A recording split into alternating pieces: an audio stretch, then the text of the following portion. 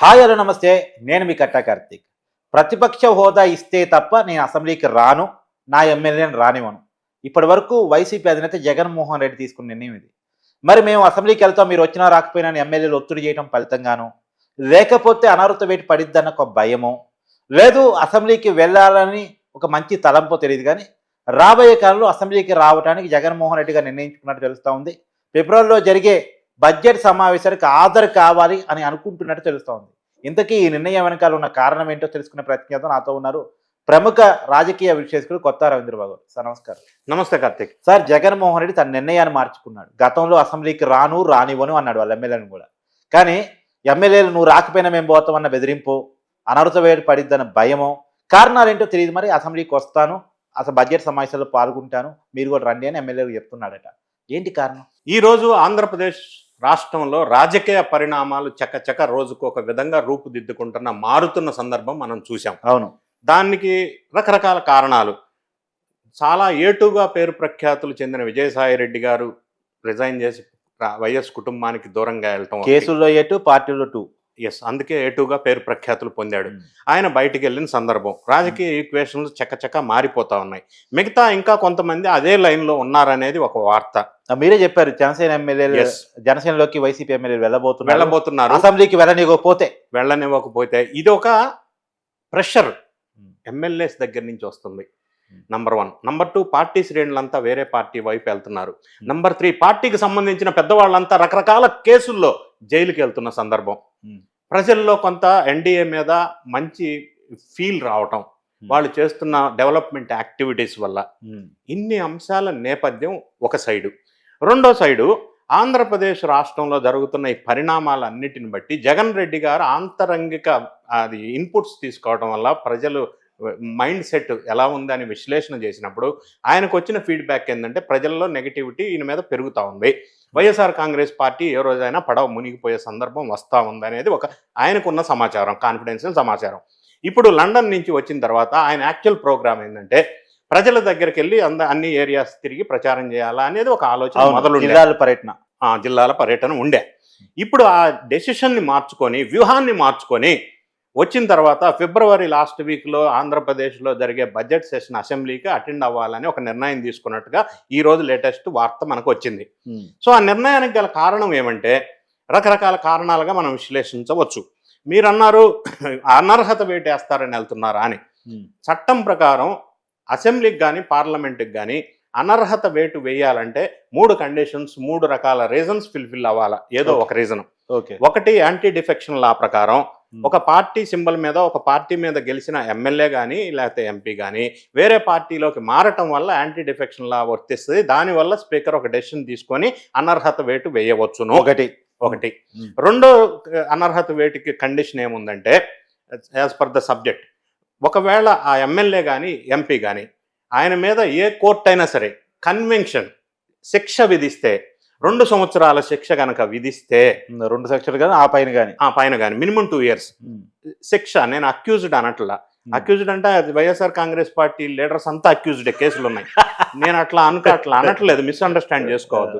శిక్ష విధిస్తే 2 సంవత్సరాలు, అప్పుడు ఆ స్పీకరు ఆ క్యాండిడేట్, ఆ ఎమ్మెల్యేని కానీ ఎంపీని కానీ అనర్హత వేటు ప్రకటించే అవకాశం ఉంది. దీనికి ఎగ్జాంపుల్ దీన్ని ఏమంటారంటే ఆర్టికల్ 101 ప్రకారం. దీన్ని ఎగ్జాంపుల్ చెప్పవలసి వస్తే, రాహుల్ గాంధీ గారిని పార్లమెంట్ లో ఒక శిక్ష విధించినప్పుడు 2 సంవత్సరాల జైలు శిక్ష, ఆయన అనర్హత వేటు వేసి అదే రోజు రాహుల్ గాంధీ ఇల్లు కూడా ఖాళీ చేయించిన సందర్భం గతంలో జరిగింది. క్యాంప్ ఆఫీస్ అదే ఢిల్లీలో ఇల్లు. పార్టీ అంటే ఎంపీగా ఉన్నాడు కాబట్టి కేటాయించిన భవనం తీసేశారు, ఖాళీ చేయించారు. అది ఏంటంటే ఆర్టికల్ 101 స్టే వచ్చిన తర్వాత మళ్ళీ బ్యాక్ వచ్చారు. సో ఆ కండిషన్ ఒకటి ఉంది.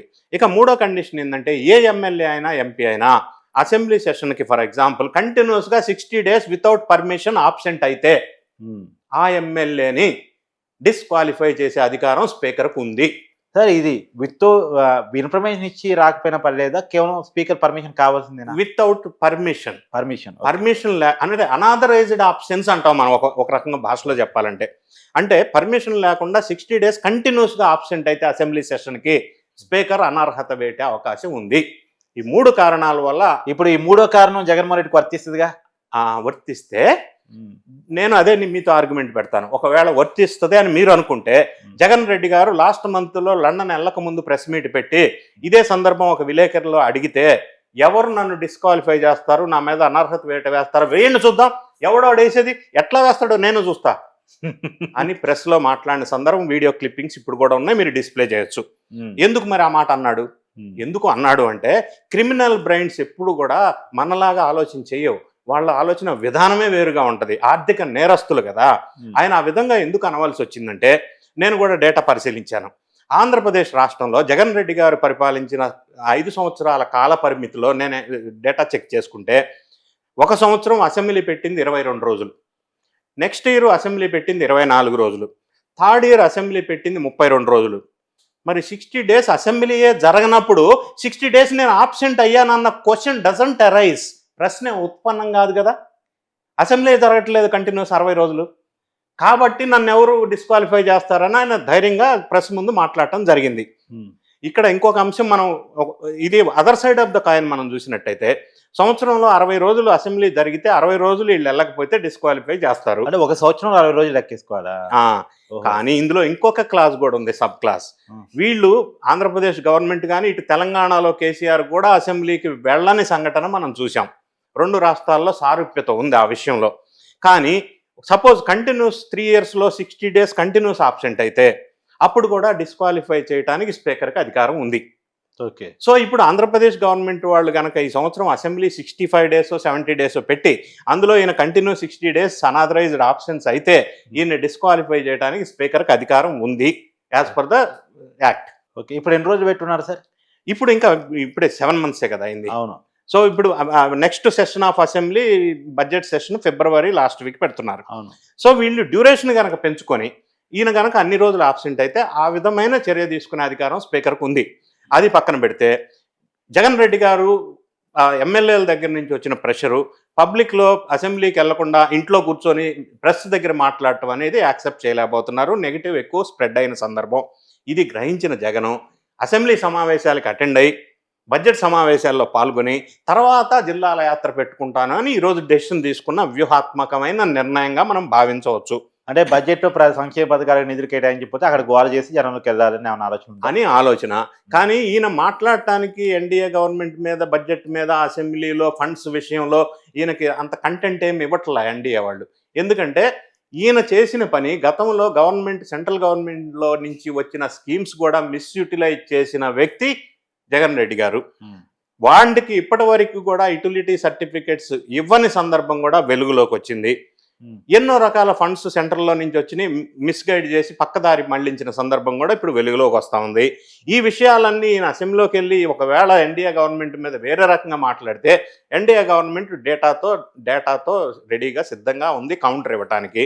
అది కూడా గడ్డు పరిస్థితి ఎదుర్కోవాల్సి ఉంటుంది. అసెంబ్లీలోకి వెళ్ళినా కూడా అంత ఈజీగా ఎన్డీఏ గవర్నమెంట్ని బ్లేమ్ చేసే ఛాన్సు, అవకాశం, అదృష్టం జగన్ రెడ్డి గారికి లేదు అని అనిపిస్తూ ఉంది మనకి. థ్యాంక్స్. Thank you.